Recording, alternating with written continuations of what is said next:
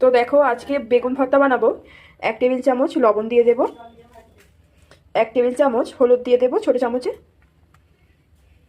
বেগুনটা ভালো করে মাখিয়ে নেব।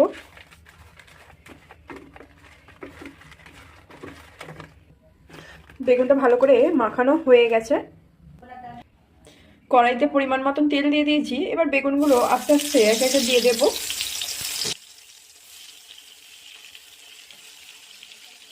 বেগুনগুলো ভালো করে ভেজে নেব। বেগুনগুলো একটু উল্টে দেবো।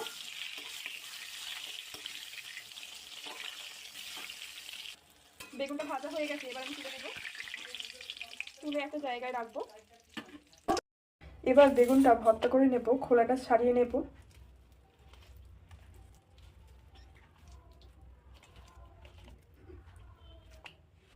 বেগুনের খোলা ছাড়ানো হয়ে গেছে। এবার এর মধ্যে পেঁয়াজ দিয়ে দিচ্ছি, ধনেপাতা দিয়ে দিচ্ছি।